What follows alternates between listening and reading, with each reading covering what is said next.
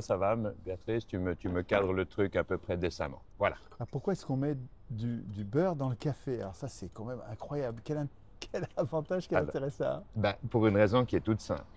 C'est qu'au niveau de nos papilles gustatives, on a un récepteur pour l'acide, un pour l'amer, un pour le salé, un pour le sucré. Or, on en a 354 pour les acides gras. Les acides gras, c'est ce qui détermine le goût de ce que tu manges, quoi que tu manges. C'est une évidence. Donc, on est fait pour le gras, entre guillemets, pas pour le sucre, pas pour d'autres. La Non, mer, c'est le, non, voilà. C'est le gras qui donne son goût à tous les nutriments. Or, le café contient des acides gras et ces acides gras, quand ils sont liés à du beurre, eh bien, ils perdent leur amertume et ils sont révélés au centuple, si j'ose dire, parce que toutes tes papilles gustatives vont les détecter avec une efficience et une efficacité qui est hors norme. ça Donc, alors. ça paraît dingue, mais le beurre dans le café, c'est ce qui permet de rendre un café moyen, parce que soyons clairs, seuls les Italiens savent faire le café, les Turcs un petit peu. Ah bah oui quand même, hein, ça c'est sûr. Mais en Suisse, ou, excusez-moi, mais en France, le café, je ne vais pas dire que c'est du pipi de chat, excusez Il est mon pas bon. langage, mais Il est pas bon. il n'est pas bon. Il n'est pas véritablement du café. Or, si tu mets du beurre, tu triches, parce que tu lies tous ces acides gras et tes papilles gustatives, ils deviennent ultra sensibles. Et c'est comme ça que ça fonctionne. Et ça fait un bon café. Mais ça fait un bon café. Je vais Et goûter de ça. plus, mais si pour parler de justement ce qu'apporte le beurre, ben, il faut comprendre une chose, c'est quand tu me regardes là en ce moment, tu vois quoi? Tu vois de la viande et du gras pour pas- l'essentiel. T'es pas très gras. On n'est pas trop gras, ni toi ni moi, c'est vrai, on travaille suffisamment. Mais le fait est que nous stockons toute notre énergie sous forme d'acides gras, nommément deux acides gras, l'acide palmitique pour 20% de notre stockage et stéarique pour 80% du stockage. Or, ce sont les deux acides gras dans le monde les plus saturés avec respectivement 16 et 18 atomes de carbone en position centrale. Donc on est fait pour le gras. Et que tu peux manger un chou-fleur, du brocoli, une viande, du poisson, tout ce que tu veux, tu ne stockeras ton énergie que sous la forme de ces deux acides gras, pas d'autres. Donc ça veut dire que plus tu manges quelque chose qui est proche de ce dont tu es constitué, moins tu devras faire toutes les étapes métaboliques De transformation. mais bien sûr, et qui sont possibles, on est des omnivores. Oui, mais elles sont inflammatoires. Donc ça veut dire que Les autres substances sont inflammatoires. mais oui, parce que tu dois les transformer. Et ton foie va le faire, tes cellules vont le faire, mais ça va être extrêmement inflammatoire et tu seras œdémacié en permanence. Et la plupart des maladies dégénératives, on parle de l'asthme, de l'arthrose, et toute une série, sont d'origine inflammatoire.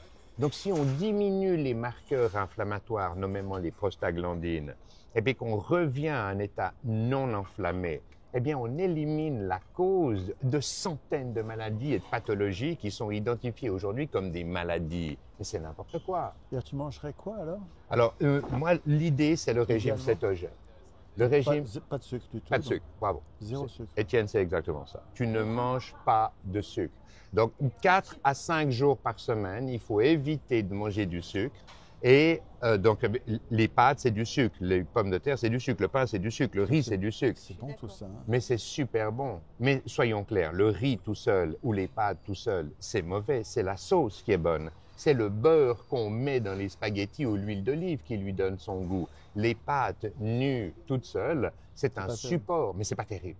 Voilà, on s'est bien D'accord, compris. admettons. Donc Enfin, le c'est- bon pain frais quand même. Ah, mais c'est merveilleux, j'en avec un suis bon amoureux. fromage. Mais Eh ben, c'est une moi, évidence. Je Bah fais bon. un cappuccino avec du café et devinez, Du beurre?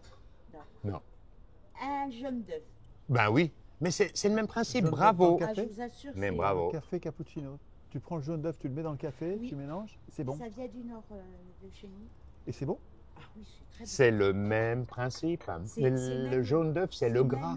C'est- comment Ah ça ouais. s'appelle Ça paraît fou, mais c'est comme ça. Mais tout le monde fait attention à pas manger de gras. Mais oui, parce qu'on nous a fait croire, et ça fait C'est une partie de recette. l'empire du mensonge, que Vous le mettez gras un était œuf, mauvais vous pour battez nous. bien Est-ce que avant. tu penses qu'après 3,8 Et après, milliards vous d'années mettez comme d'évolution de la vie, où la nature a testé toutes les solutions qu'elle a à disposition, est-ce que tu penses qu'on aurait retenu comme forme de stockage pour 99,9999999% de notre énergie le gras parce que c'est mauvais pour nous?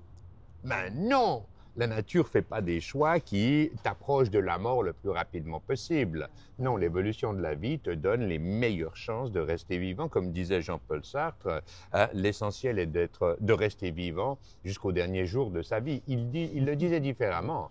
Il disait, l'essentiel est de mourir encore vivant. Et la nature nous a fait comme ça. La nature nous a profondément fait comme ça. Et faire croire aux gens qu'ils doivent manger du sucre 3 fois par jour, ça fait régresser tes mitochondries. Donc, l'unité qui produit l'énergie dans toutes tes cellules du corps vers un stade moins avancé de l'évolution. Et les mitochondries, elles font des oxydations sur des cétones, donc des acides gras à chaîne mi-longue, 8 à 12 atomes de carbone en position centrale, ou elles peuvent faire des oxydations sur des sucres, mais ça, c'est déjà une régression par rapport à ce qu'elles souhaitent avoir à disposition comme filière énergétique. Et puis, si tu les nourris de sucre pendant 30 ans de ta vie, 3 fois par jour, en mangeant du sucre tout le temps, eh bien, elles vont commencer à faire des fermentations. Et les fermentations, ça veut dire qu'il y a un cancer, mon ami. Parce que le cancer n'est en aucun cas une maladie génétique du code génétique de Étienne ou de Pascal. Non, c'est une maladie métabolique qui est due à une régression mitochondriale vers un stade moins avancé de leur évolution. Et les mitochondries sont les centrales énergétiques de toutes tes cellules sans aucune exception. Et elles nous viennent vraisemblablement d'une opportunité qu'a eu l'évolution de la vie de prendre des mitochondries dans des bactéries et de les incorporer dans ce qu'on est devenu, c'est-à-dire les eucaryotes actuels. Il y a 800 millions d'années environ, on est passé des prokaryotes aux eucaryotes et on a incorporé des mitochondries qui venaient de bactéries, donc ça veut dire, elles ont leur propre code génétique. C'est-à-dire que dans chacune de tes cellules, tes mitochondries, qui sont la centrale énergétique de chacun de tes mouvements, de tes pensées, de tout, Elles ont un ADN différent du elles ont un ADN différent d'une autre, c'est l'ADN mitochondrial. Et cet ADN mitochondrial, eh bien, il se reproduit pour lui-même. Et maintenant, beaucoup de chercheurs pensent même que le noyau cellulaire, donc ton code génétique dans le noyau, est au service des mitochondries et que c'est les mitochondries qui dirigent la façon dont ton noyau, donc ton code génétique, s'exprime dans un environnement donné. Ça paraît fou, Donc, mais c'est comme ça. Revenons au régime. Alors, tu conseilles de manger donc pas de sucre. C'est cétogène, Alors, c'est pas de sucre. Deux c'est autre choses. chose. Deux choses. On a Tu le droit peux de manger de faire la viande. La viande. la viande, les œufs, le fromage Le problème fermenté. de la viande, c'est que politiquement, il faut tuer des êtres sensibles et ce serait Alors, bien d'arriver à ça, faire un d'un régime point de où on n'a vue- pas besoin de ça quand même. D'un point de vue philosophique et d'un point de vue Politique. humain, politique, Politique, ouais. tu as totalement raison. Ça, Et c'est pour ça que j'aime beaucoup nos amis véganes, végétariens et autres, parce un que d'un point de effort vue qui est philosophique, c'est merveilleux. Mm. Mais d'un point de vue biologique, le respect de tes outils biologiques et de la façon dont tu es constitué voudrait quelque part que tu manges quelque chose qui est proche de toi. Et je vais juste te donner un exemple. Les êtres humains, on a nos yeux qui sont en stéréo sur notre face devant. Oui. C'est pour adapter la distance et mesurer la distance. Oui. C'est la caractéristique des prédateurs. Les oiseaux qui sont par exemple des proies, comme les poules ou autres, ils ont des yeux sur les côtés de la donc il y a tête pas pour de- voir à donc, 300 degrés. Et ils voient, mais Nous- sans évaluer la distance. Ils ont un tout petit foyer stéréoscopique pour évaluer la distance devant, mais derrière, Ils voient rien. voilà, ils peuvent pas évaluer les distances. Par contre, ils peuvent, c'est pour ça qu'ils sont sensibles au mouvement, eh bien, ils peuvent évaluer si quelque chose bouge. Et là, ils vont tourner la tête et évaluer la distance pour savoir si le prédateur potentiel est en train de les attaquer ou non. Nous, on a les yeux en stéréo, comme un hibou, comme un lion, comme un loup, et on voit devant nous. Parce que finalement, on sait qu'on peut se faire attaquer, mais il y a peu de chance. Parce que les animaux ont peur de l'être humain. Même un loup dans la nature, il a peur de l'être humain, véritablement. Moi, j'ai des amis guides qui ont été biologistes, qui ont été passés 2 ans en Sibérie pour voir des loups. Des vrais loups, pas les loups qu'on a ici en Europe, qui sont des chiens un peu sauvages, on va dire, mais des vrais loups, des vrais loups. Eh bien, ils ont mis des caméras automatiques, ils ont vu des dizaines de tanières et tout. Ils ont vu une fois en direct un loup. Parce que le loup, il a une distance de fuite. C'est-à-dire, il n'aime pas l'être humain. Il sait que nous sommes le top prédateur de la planète. Lui, oui aussi dans son environnement, mais quand des êtres humains sont là, ses chances de survie sont assez faibles de nos jours. Et il le sait, c'est un mammifère super intelligent, il vit en communauté, en société, c'est des meutes. Bref, les copains en question, ils ont fait 2 ans dans la région du lac Baïkal, plus au nord, etc. Ils ont vu une fois un loup, une fois. Ils ont eu des dizaines d'images avec des caméras automatiques qu'ils avaient placées et tout. Mais les loups vont éviter l'être humain à tout prix. Et ce que je dis simplement, c'est qu'on est, nous, des prédateurs. Alors, tu peux manger des végétaux, mais le végétal, le chou-fleur, le brocoli, la tomate dans ton jardin, elle a une caractéristique, c'est que toi, en tant que prédateur, quand tu t'en approches, elle ne peut pas fuir. Donc, elle va être mangée. Donc, qu'est-ce que les végétaux ont fait? Ils se sont chargés de toutes sortes de toxines qui les rendent inflammatoires au minimum. Les champions en la matière, c'est évidemment les fongiques, les champignons. La plupart des champignons sont hautement toxiques. Ah bon? Mais oui. Mais c'est délicieux les champignons. Ah, mais j'adore les champignons. Mais sur des milliers de variétés, il y en a quelques dizaines qu'on peut manger. Les autres sont méga toxiques. Et en fait, c'est leur façon de se protéger. Ils ne peuvent pas fuir. C'est du mycélium. Le règne des fongiques. Donc, résultat des courses, ils se sont dotés d'une arme absolue. Ils tuent l'individu qui les mange. Et tu manges une amanite panoïde, tes chances de survie sont à peu près nulles. Et puis, si tu survis, tu auras des séquelles. Et il y a une chose qui est certaine, c'est que tu n'en consommeras plus jamais de ta vie. Ça, c'est sûr. Hein, si la nature te laisse en vie. Donc, ça veut dire une chose, c'est que les légumes, par exemple, les tomates, contiennent des oxalates, contiennent toutes sortes de... L'oignon, quand tu le coupes, tu as les yeux qui pleurent, c'est affreux. Pourquoi? C'est sa façon de se défendre. L'ortie, tu la caresses, t'es super mal. C'est sa façon de se défendre. Et tous les êtres vivants, que ce soit les fongiques, les végétaux, les animaux, veulent vivre et transmettre la vie. C'est le but de notre génétique. Donc, qu'est-ce qui se passe? C'est d'une simplicité folle. Ils ont tous leurs moyens de s'imposer, de dissuader le prédateur. Mais alors, revenons à notre régime. Donc, alors, de la viande, bon. Alors, viande, œufs, fromage, poisson. Moi, je mets du saindoux à peu près partout dès que je cuis quelque chose. Comme ça, j'ai quelque chose qui est très saturé. Pourquoi? Parce que moi, je stocke mon énergie sous forme de graisse saturée. Hein? Encore une fois, l'acide stéarique, c'est le plus saturé de tous les acides gras. Mais c'est ce que la nature a choisi de me donner comme forme de stockage pour 80% de mon stockage. Donc, par définition, la nature ne me fait pas faire naturellement quelque chose qui est mauvais pour moi. Les organismes vivants, quels qu'ils soient, ne produisent jamais une molécule, n'utilisent jamais une molécule si ça risque de les tuer. Et il faut revenir. Donc, tu prends quoi alors? Des œufs? Alors, des œufs, du fromage, de la viande, du gras. Qu'est-ce qu'on mange? On mange... Pas de sucre. Mais l'idée, c'est quoi? C'est d'éviter le sucre 5 jours par semaine. Parce que si tu évites le sucre 5 jours par semaine, tes mitochondries, qui sont les centrales énergétiques, encore une fois, de toutes tes cellules, vont recommencer à faire des oxydations sur du gras, et sur des cétones, donc des acides gras à chaîne mi-longue. Et si tu fais ça, eh bien, tes mitochondries sont au stade ultime de leur développement. Opérationnel à fond. Total. Et tu vas avoir de l'énergie pour des heures et des heures. Et pour réaliser ça, tu fais ce qu'on appelle le jeûne intermittent. Moi, à part le café au beurre, je ne mange jamais rien avant 6h, 7h, 8h du soir. Et est-ce que j'ai l'air d'avoir faim? 8h du soir, tu manges une fois par jour? Une fois par jour. Et comme mes enfants. Et mon fils, tu devrais le voir. Enfin, je veux dire, on fait des tours en vélo. Moi, j'aime me déplacer à pied, en vélo, parce que ça va un peu plus vite. Mais le dernier tour qu'on a fait ensemble avec mon fils, on est parti de Verbier en Suisse, on était à Venise, on a traversé toute l'Italie du Nord, on était à Monaco, à Nice, voir des amis. On est revenu, on est passé par le col du Simplon, col du Grand Saint-Bernard. C'est des cols hauts. Hein? Oui. Tu vois ce que je veux dire? Incroyable. Voilà. Et on ne mange qu'une fois par jour. Est-ce que tu crois que j'ai une baisse de régime pendant la journée? Mais non, j'utilise mon gras. Mais parce que mes filières énergétiques sont organisées autour des cétones.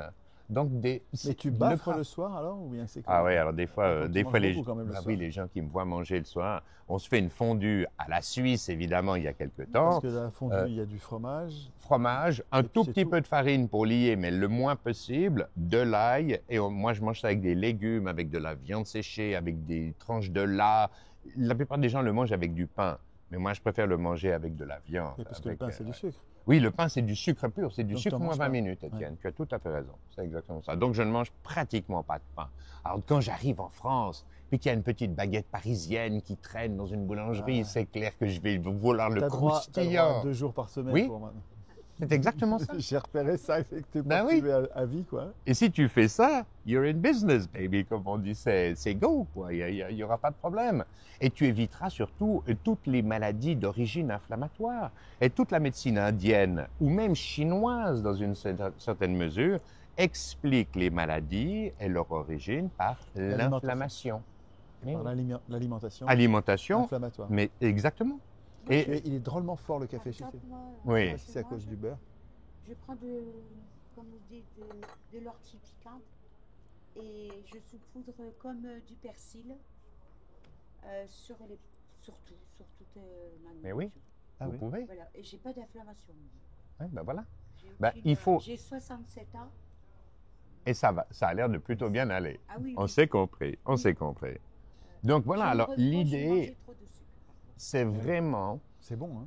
de ne manger qu'une fois par jour pour une autre raison. Parce que dès que tu sécrètes de l'insuline, qui est l'hormone anabolisante, donc de stockage la plus puissante de ton corps, eh bien, toutes tes autres hormones sont à peu près à zéro. Entre autres, tes human growth hormones, comme est-ce qu'on dit, des hormones de croissance en français. Et les hormones de croissance, elles sont responsables de la synthèse des protéines. Quand tu ne manges pas jusqu'à 18 heures du soir, tu n'es pas à plus 20, 30 ou 40% d'hormones de croissance, tu es à plus 1500% d'hormones de croissance. Donc, d'après toi, sur ta synthèse des protéines, qu'est-ce qui va se passer? Eh bien, évidemment que tu vas éliminer ton inflammation, évidemment que tu vas récupérer 2 fois plus vite. C'est la totale. L'être humain est fait pour manger entre 3 et 7 fois par semaine, pas 3 fois par jour. En aucun cas, est-ce que tu connais une seule espèce vivante, à part les êtres humains et les animaux domestiques, qui se lèvent le matin, qui font leurs petits besoins, qui ouvrent le frigo et qui se gavent? Non, ça ne fonctionne pas comme ça. Et quand tu prends un café le matin, Oui. ça fait. Tu considères ça comme du jeûne. Tu ne Alors- considères pas ça comme manger. Alors, Même s'il y a du beurre. c'est une merveilleuse question. Pourquoi? Parce qu'en fait, ce que tu souhaites, c'est laisser ton gène s'exprimer dans son environnement sans aucune contrainte. Et les contraintes assimilatives, quand tu manges, et voilà, eh bien, qu'est-ce qui se passe? Tu sécrètes des enzymes, tu sécrètes toute une série d'hormones, donc de production endocrine, qui empêchent ton gène de s'exprimer sans contrainte. Et ce que tu souhaites, c'est laisser ton gène s'exprimer sans contrainte aucune pendant, si possible, on va dire 20 ou 21 heures par jour. Et quand tu fais ça, tu remets en marche l'autophagie, tu produis des cellules souches qui vont réparer les organes endommagés en copiant leur modèle génétique chaque fois, organe par organe. Tu vas te régénérer d'une façon absolument effarante. En fait, les gens qui mangent 3 fois par jour et qui reviennent à un régime de jeûne intermittent, ils perdent 10 ans en 3 mois. En 3 mois.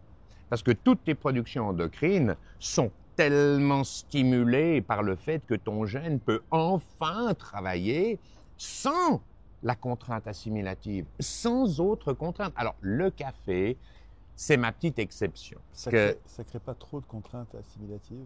C'est pas trop dur à digérer, quoi. bah déjà, c'est du beurre. Je mets du beurre dedans. Donc, le beurre, C'est gras, c'est c'est facile. hyper gras. C'est Ça- facile. exactement. Tu n'as quasi aucun enzyme qui sont sécrétés pour l'ingérer. Donc, c'est instantané.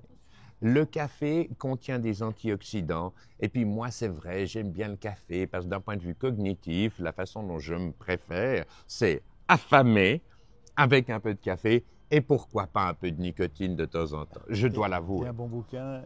Merci. Et du Ravel. Voilà. Et là, je suis d'un point de vue cognitif, mais au top. Si je baigne dans mon insuline, que je suis là, que j'ai mangé mes machins, mes trucs, non, je suis J'adore. plus le guerrier, quoi. Ça ne fait pas. Ça marche pas. Donc voilà, moi c'est comme ça que je fonctionne, je le dis, voilà. Et d'ailleurs, il y a deux, trois de ces influenceurs, des gens merveilleux par ailleurs, qui disent exactement la même chose. C'est souvent des gens qui font des sports, des fois de combat ou d'endurance et autres. Moi, quand je vais voir papa en vélo et que je quitte Verbier, je fais quand même dans la journée 200 km de vélo. Est-ce que tu crois que je prends une barre céréale dans ma poche arrière? Ben non! Je sais que j'aurai jamais une hypoglycémie. Moi, ça fait plus de 10 ans que je fais ça. Donc, j'ai jamais de baisse de régime. Jamais, ça n'existe pas. Enfin, tu peux demander à mes collaborateurs et tout, ou si tu regardes mon fiston, je te dis, on s'envoie des trucs quand même. Là, le dernier tour en vélo qu'on a fait quand même combien? 3000 kilomètres. On a fait 30 000 mètres de dénivelé. Puis attends, avec la tente, on a dormi dans des lits 2 fois quand on était chez des amis. Mais le reste du temps, on dort dehors. Dehors. Sous la dehors. tente. Ah oui, oui, on a une micro-tente. Et puis, il y a 3-4 ans, là, on a fait un grand tour des Alpes. On est parti début juin, on est rentré fin septembre. On a dormi 4 fois dans un lit et on n'a jamais monté la tente. Jamais.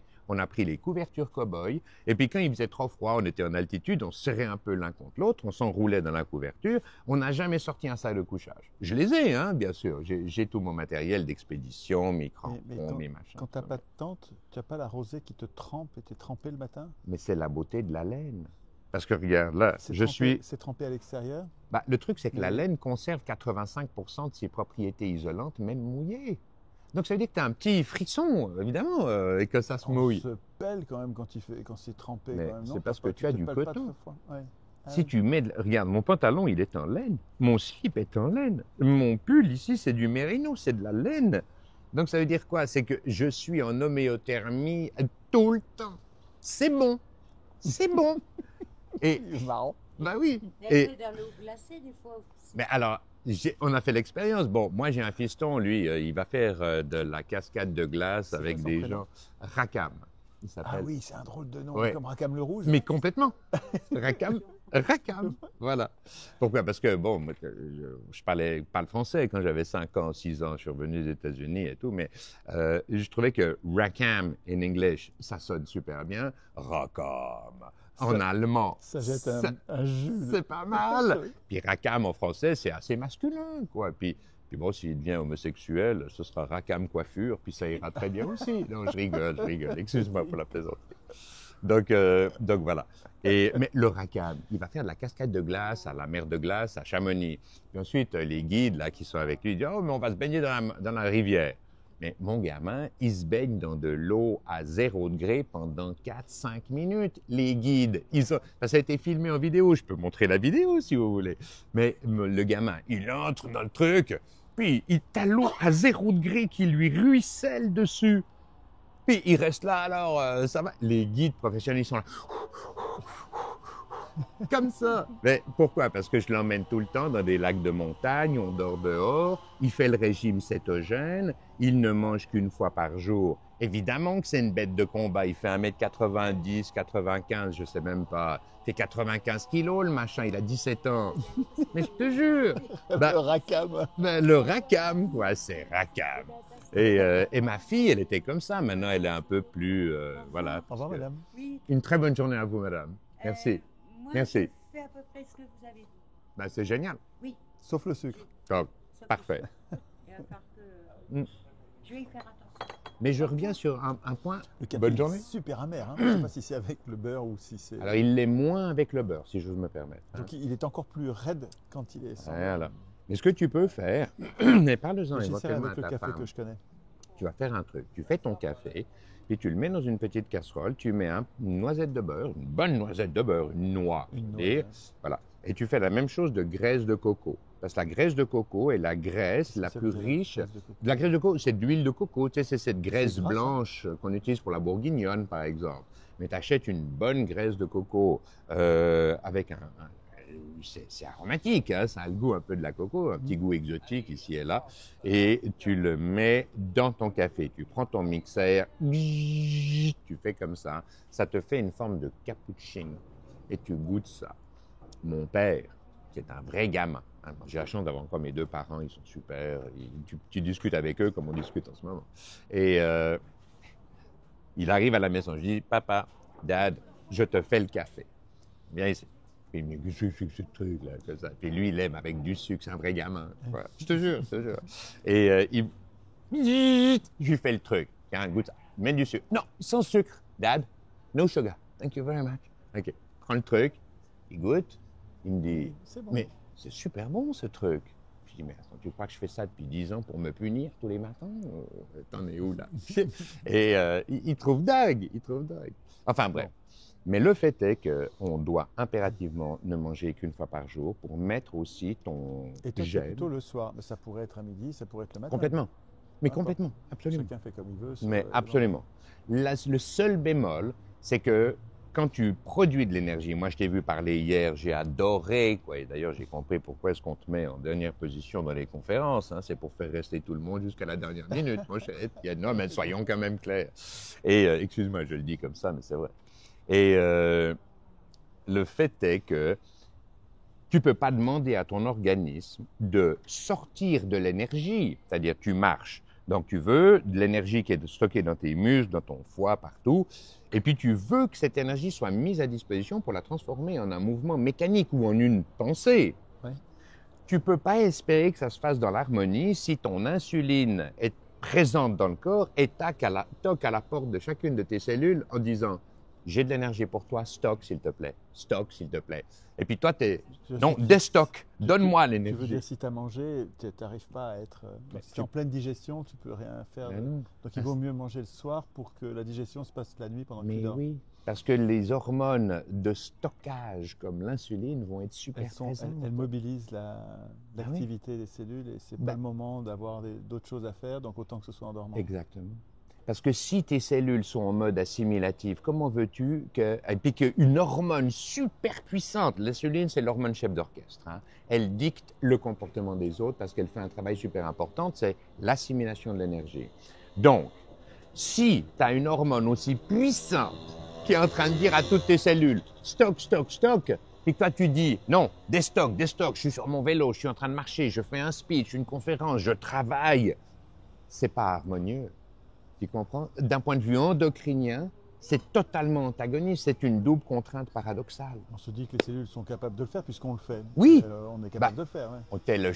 L'être humain est le champion de l'adaptation. Il Les s'adapte cellules à sont tous les milieux. multitâches, quoi. Elles sont en train de stocker de l'énergie et en même temps elles en produisent par ailleurs. Enfin, elles font les deux en même temps. Quand même. Oui, mais c'est très antagoniste. Hein, si tu as l'hormone chef d'orchestre qui est là en train de dire « stock » et que toi, tu veux mobiliser le truc, donc sortir l'énergie des cellules, puis que tu as une hormone toute puissante qui dit « stock », ça va fonctionner parce que, encore une fois, tu es le champion de l'adaptation, mais c'est pas très harmonieux.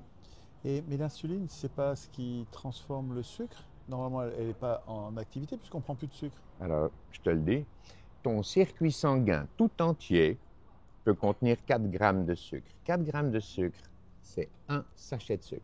Au-delà, ça s'appelle le diabète. Et ça va être Attends. ultra Moi, inflammatoire. j'ai pris du sucre, mais tu peux pas savoir. Hein. Tu peux pas imaginer, je crois, avec la façon dont tu vis. Oui, Pendant, je sais pas, une vingtaine d'années, dis-moi. tous les matins quand j'allais travailler, Oui. j'avais des tubes de lait concentré sucré derrière. Extraordinaire. J'avais 20 tubes et puis 20 Incroyable. paquets de palmito. Oui, Et je prenais un demi-tube de lait concentré sucré et la moitié d'un palmito, enfin la moitié d'un. Je prenais ça à l'aller et puis le Absolument. soir quand je rentrais, je prenais la fin du tube. Donc j'ai une machine à transformer le sucre, c'est comme ça et ça allait bien quoi. Hein. je J'étais suis, super actif. Quoi. je le vois, Mais je donc, le vois. donc c'est quand même, on arrive à vivre quand même en mangeant du sucre. Hein. Mais tu es un omnivore. Oui. Donc ça veut dire que tu as gardé la capacité métabolique. Tu me parles de 4 grammes et au-dessus de 4 grammes du diabète, je ne fais pas de diabète.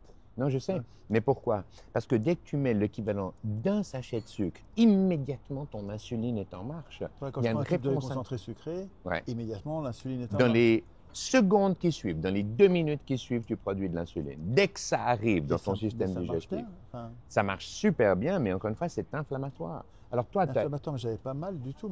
Inflammatoire, ça veut dire que ça me fait mal où? tu auras de l'œdème. Tu seras J'avais- légèrement j'avais pas œdémacié. d'œdème. J'ai 68 kilos toute ma vie. Il y a des gens qui fonctionnent plus ou moins bien, Ouais. et puis qui s'insèrent plus ou moins bien dans un environnement donné. Mais le fait est que le sucre est ultra inflammatoire. Tu peux essayer un truc, tu prends un sachet de sucre, tu mets du sucre sur la table, puis de l'autre côté tu mets du beurre, puis tu râpes tes deux doigts comme ça, d'un côté du beurre, de l'autre côté du sucre. Au bout de 20 minutes, tu regardes la peau. 20 minutes à faire ça? Ouais. Ouais, Tu peux essayer. Tu regardes une conférence en même temps, parce qu'on se fait chier. Là. Ah bah, oui, oui, on s'est bien compris. Non, mais l'idée, c'est quoi? C'est de montrer que le sucre, c'est cristallin. Donc, ça a un effet abrasif Oui. sur toutes les cellules.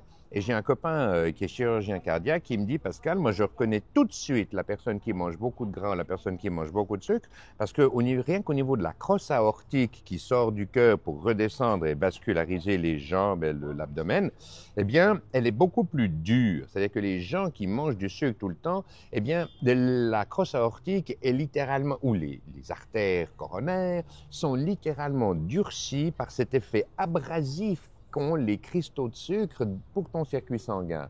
Et c'est pour ça, entre autres, là c'est l'aspect mécanique, mais le sucre est toxique pour tes reins, pour tes rétines, pour tout ton système cardiovasculaire, pour tes articulations, pour tout en fait. Mais regarde, j'arrive C'est à dingue. 70 ans après avoir mangé tant, mais tu n'as pas idée, tant de sucre. Ouais.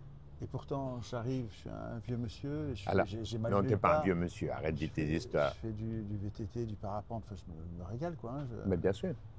donc j'en survis quand même au sucre. Tu survis C'est ça. super bien, mais tes facultés cognitives, ton cerveau, il a besoin d'environ 15% de sucre pour son métabolisme.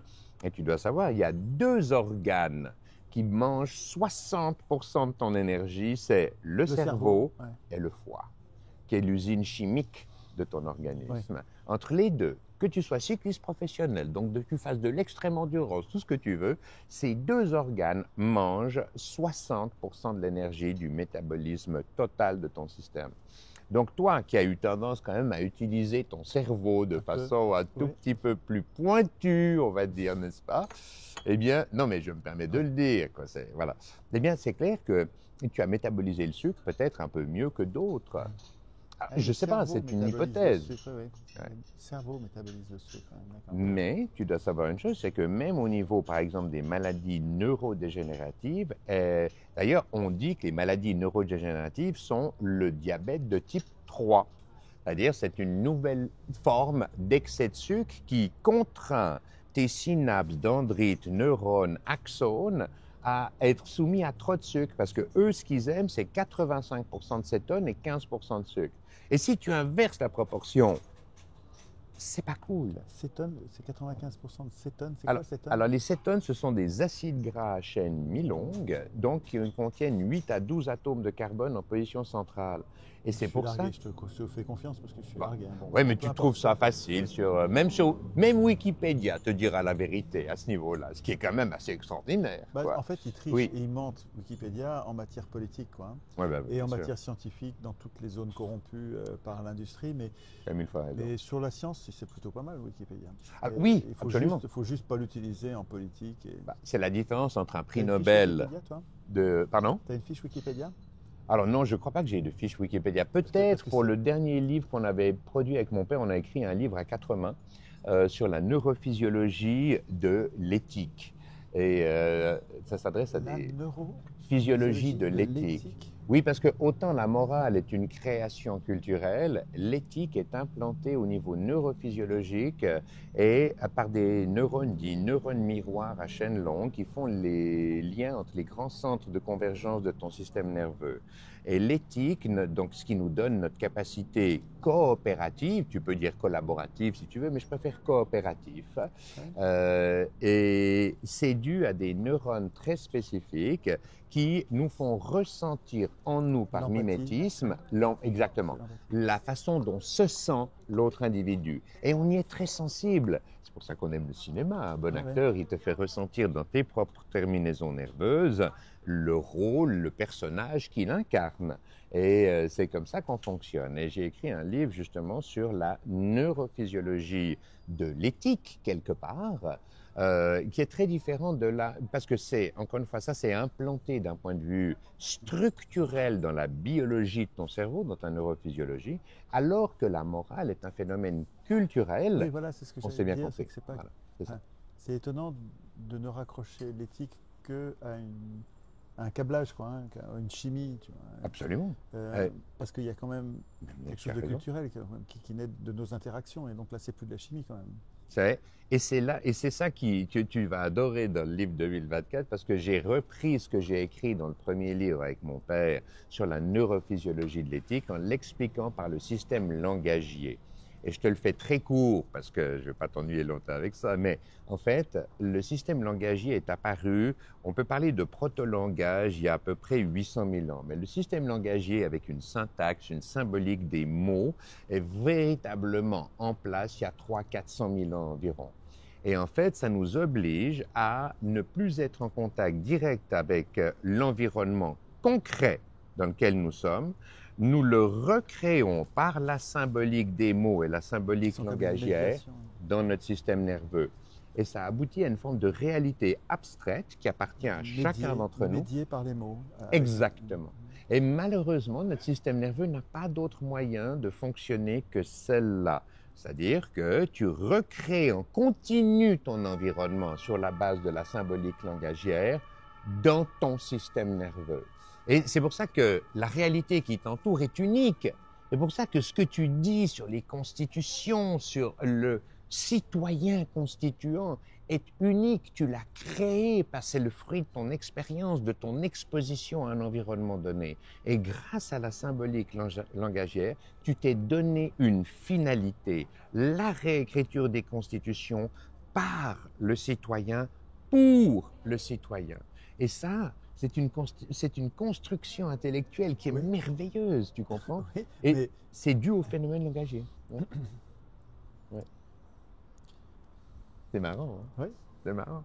Et ce phénomène langagier, si je peux me permettre, correspond à des étapes très précises, avec l'intervention de gènes très précis, entre autres le FOXP2 qui est très présent chez les oiseaux, qui communiquent par le chant.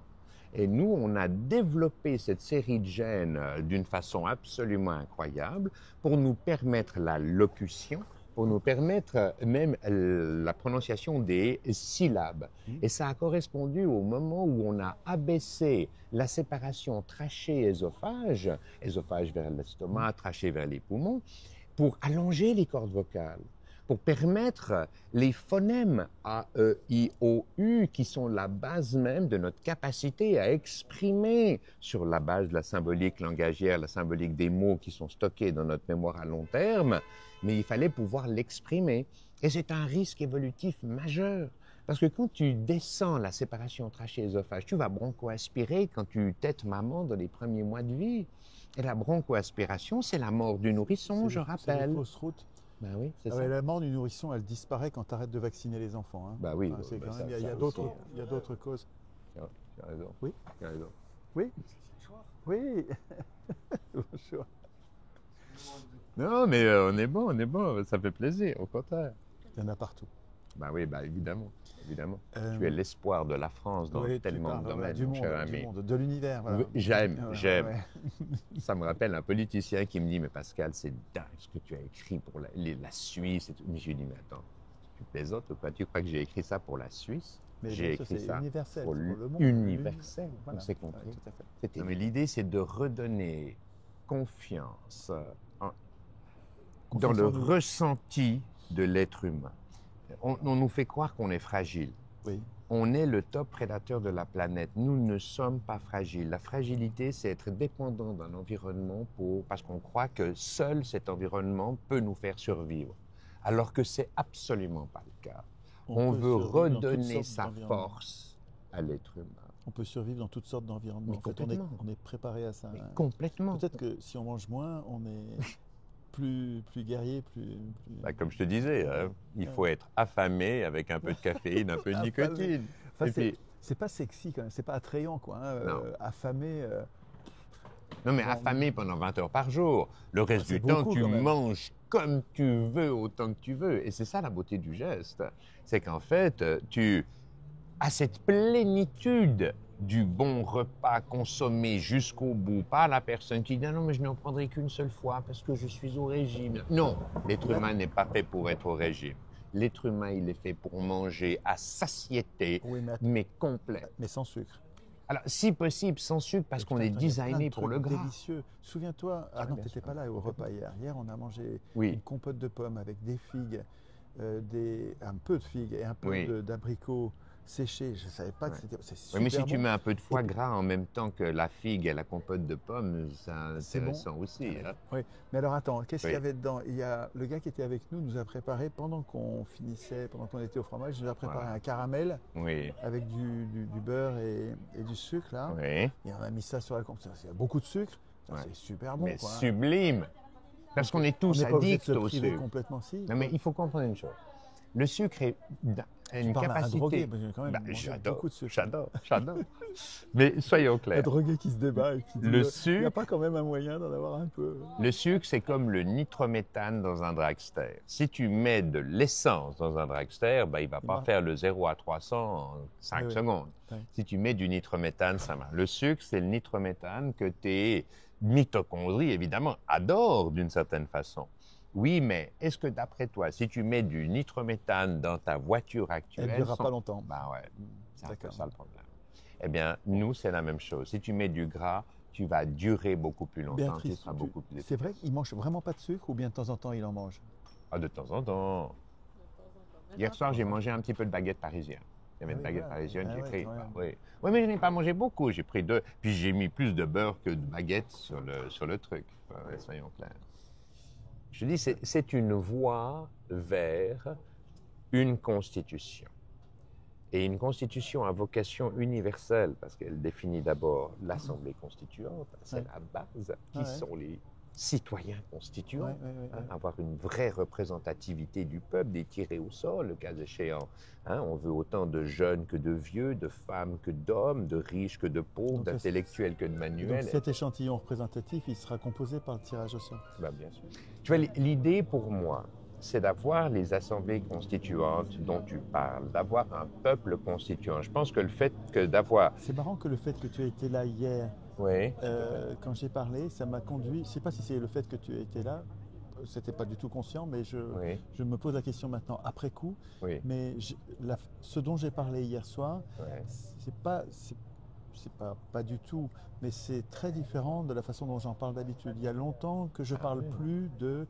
Je l'ai fait pendant des années, ça fait 20 ans que je travaille, mais peut-être les 10 premières années, j'expliquais aux gens ce qu'est une constitution et ce qu'elle n'est pas. Et puis ça fait 10 ans que j'en parle plus, parce que j'en ai tellement parlé que j'en parle plus. Et là, je me suis remis à réexpliquer qu'est-ce que c'est qu'une constitution. Absolument. Mais c'était merveilleux. J'ai fait 2 pages de notes. 2 pages de notes. Et c'est marrant que ça tombe au moment où on se retrouve, alors que toi, dans ton bouquin, tu décris, en fait, c'est un bouquin constituant, quoi. C'est une réflexion constituante, parce que tu étudies les problèmes, leurs solutions, et puis tu en écris les institutions, chapitre par chapitre. Absolument. Tout ce qui compte dans une société humaine, c'est tous les hommes qui se sont penchés sur l'art de gouverner d'autres hommes. Tu vas parler d'éducation. Éducation, santé, essentiel, cadre légal, essentiel, les règles qui nous unissent. C'est contradictoire d'un point de vue philosophique, mais c'est les règles que l'on respecte, que l'on chérit, qui nous unissent, qui nous donnent notre capacité collaborative, coopérative. C'est une évidence.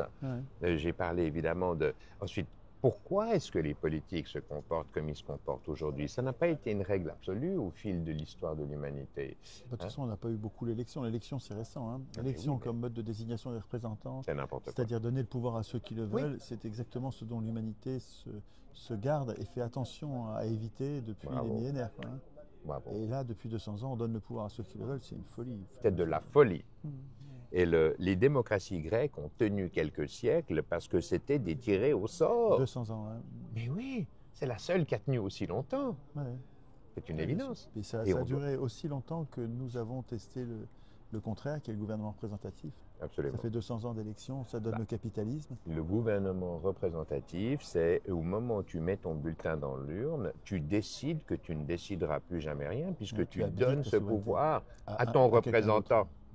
Ça ne va pas fonctionner. C'est antidémocratique. Mais total. Par définition. Par définition.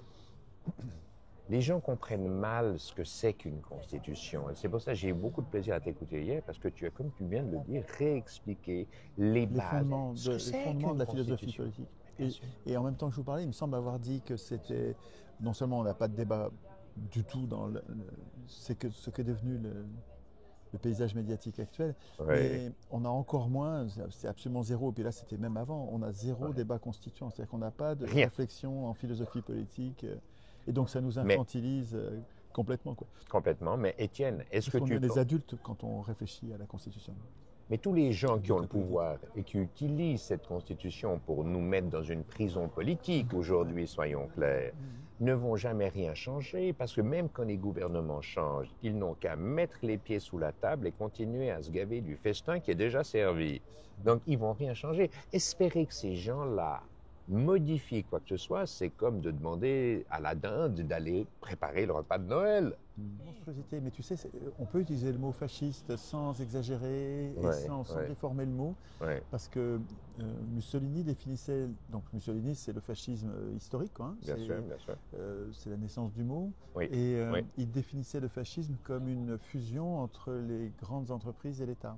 Il disait le fascisme, il disait, pour synthétiser, pour résumer, le fascisme c'est la fusion de l'État et des grandes entreprises. Et pour les citoyens, c'est une catastrophe absolue. C'est-à-dire qu'il y a une catastrophe absolue. L'État devient prédateur parce qu'il a été capturé par ceux-là même dont il a été conçu pour nous protéger des dominants du moment. Et en fait, les dominants du moment l'ont capté. Et à mon avis, c'est par l'élection que ça s'est fait. C'est la procédure d'élection qui a ouvert la porte du pouvoir aux dominants du moment et qui a fait de l'État un outil pour eux d'enrichissement ultime, d'hyper-enrichissement. C'est super intéressant ce que tu dis. Il faut vraiment arriver à repenser l'élection et en faire le procès. Il faudrait qu'on apprenne à détester l'élection, parce que c'est vraiment la procédure, pas seulement de dépossession politique, mais c'est de corruption de l'État et de prise de contrôle de l'État par les riches.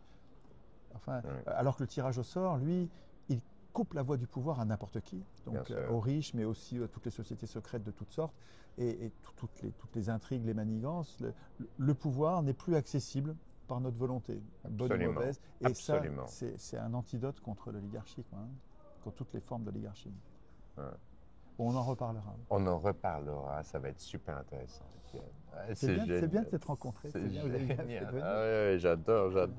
Mais je savais qu'on allait discuter, mais on va discuter à l'infini, mon ami, parce que ça va être complètement dingue. Ça va être dingue. Et on va mettre en marche ce mouvement une fois pour toutes. Je te le promets, Jimmy. Tu es le bienvenu en Suisse quand tu veux. Hein. J'ai tout quoi t'accueillir, évidemment. Si tu veux faire un peu de VTT par là, ce sera un plaisir. Il faudrait que je prenne un VTT électrique, parce que ça monte dur. Oui, non, mais ça va. Mais c'est vrai que peut-être si je mange pas, je monterai mieux. Je redécouvre la marche. On a fait un très joli sommet il y a quelques jours. On est passé dans le vallon de Réchy, col de Cou, bec de Bossan. Enfin, ça ne dira pas grand-chose, mais c'est des endroits absolument merveilleux. Et la marche permet la discussion, permet d'être inséré dans un environnement d'une façon qui est complètement différente, et on fonctionne. Le cerveau marche beaucoup mieux en marchant, oui, bien sûr. Mais Aristote, tu sais, travaillait avec ses, je ne sais pas si on dit disciples, mais ses élèves. En fait, en marchant, c'est l'école péripatéticienne. Donc c'est péripatéticien, j'en ai tellement souvent parlé. C'est une évidence. Non, mais moi, en fait, quand je cherche une idée, et quand tu chercheras ton titre, va marcher, voilà. Parce que ça viendra bien. Et quand on fait les marches constitutionnelles, à l'exemple de la marche du sel. Constitutionnelle, putain, c'est une bonne idée, ça. Constitutionnelle. Réfléchir aux institutions je te les décris là-dedans. Et j'en suis à ma 7e marche. Tu parles des marches constitutionnelles? Mais bien sûr. Pourquoi? C'est-à-dire, en fait, où on réfléchit à notre constitution en marchant.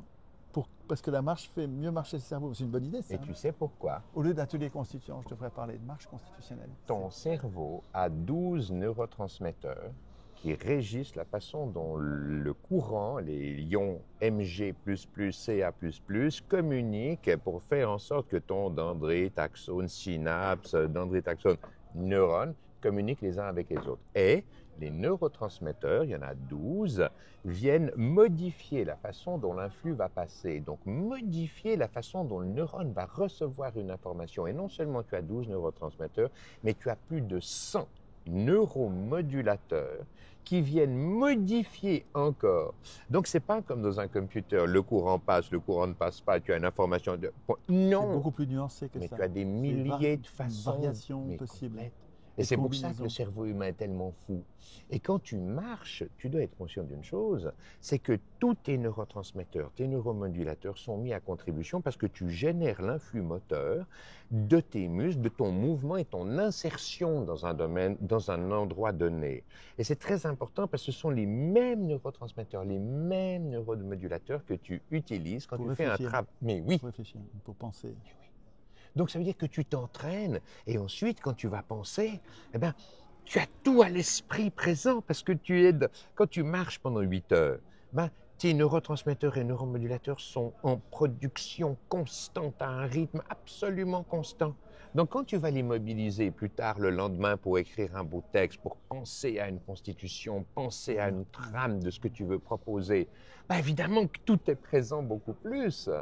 Et c'est pour ça, comme tu dis, Aristote faisait marcher ses disciples. Exactement. Et lui-même. Et tu sais qu'il allait même, avant de les accueillir véritablement, il leur demandait 40 jours de jeûne. Je sais pas ça. Et il les faisait jeûner. Alors, avec de l'eau, je te rassure, c'est pas le jeûne sec, hein, comme j'en parle un peu, mais c'est un jeûne. Eh bien, pour libérer l'esprit, pour mettre le jeune à la limite de ses capacités adaptatives, donc pour révéler l'individu dans ce qu'il est, dans ses fondations.